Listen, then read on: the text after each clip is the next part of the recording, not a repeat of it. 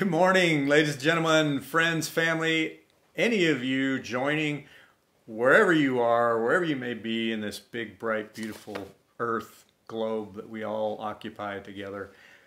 Thank you for joining me for another story time with Rob. I know we've been enjoying ourselves this day. It's been such a nice spring morning and got a lot of stuff accomplished so far. So I hope you're having a great time as well. You're going to love this story, especially when you hear the ending, because it's one that I was reading this years ago and I just like, oh my gosh. So you're going to love it. So pay attention. This is called Dr. Bell is Alive and Well. And here we go. Everybody has a favorite teacher. Artie Doyle had a favorite teacher. Artie Doyle was a medical student, first year med school. He had a favorite teacher, a professor named Bell. Dr. Bell must have been a fascinating instructor because Artie remembered him all his life. In fact, that's how we know about Dr. Bell, was from Artie. The thing that made Dr. Joseph Bell so interesting was the way that he taught.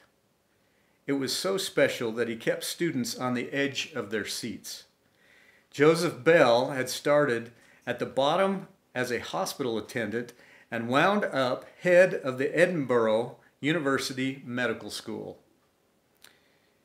If you knew Dr. Bell, you'd say he made it because he knew how to think. That's what he was always telling his students. You've got to learn how to think, or all you know won't get you anywhere.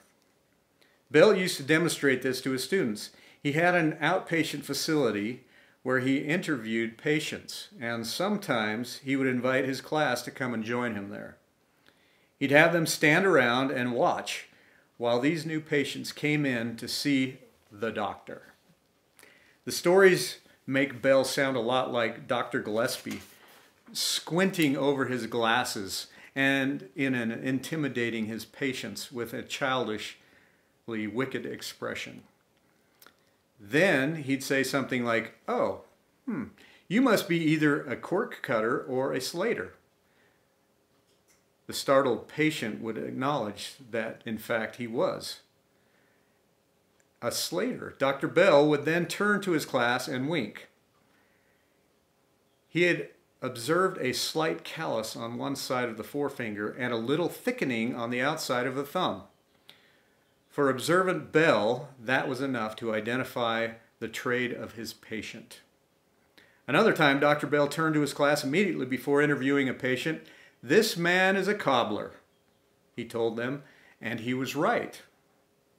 Bell had caught a glimpse of the man's trousers. They were worn at the inside of the knee, right where the cobbler's lapstone sits. Now you say this doesn't sound much like medicine, but what Dr. Bell was trying to impress upon his students, what he was trying to cultivate in them, was the power of observation. You must notice everything, he told them. A good doctor has to notice everything. Still, another time, Dr. Bell told a brand new patient that he, the patient, was not long discharged from the army. Bell had no readily obvious way of knowing this.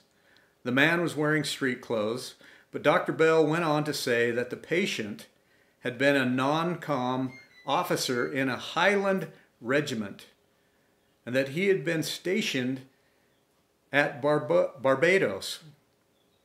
Dr. Bell was right on all counts. It was very simple, he explained to his students. The man was respectful, but did not remove his hat. They do not in the army, but he would have learned civilian ways had he been long discharged. He had an air of authority, was obviously Scottish. Also, Barbados, his complaint was elephantitis, which is West Indian and not British.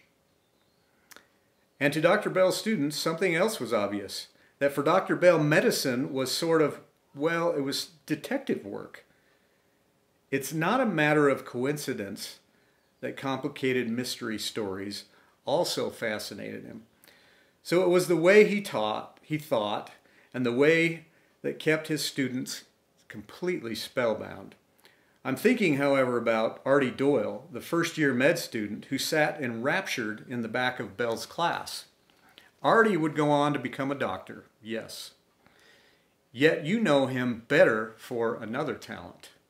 Artie also became a writer, and though the medicine he learned from Dr. Bell was significant, his professor's power of inductive reasoning was even more so.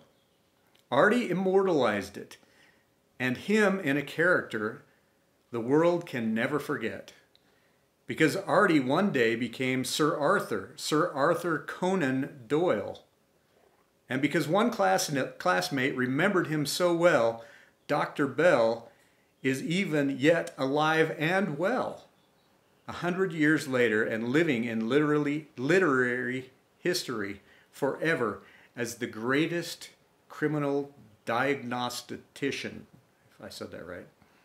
It was Dr. Bell who was the author's model for the master sleuth of all time, Sherlock Holmes. And now you know the rest of the story.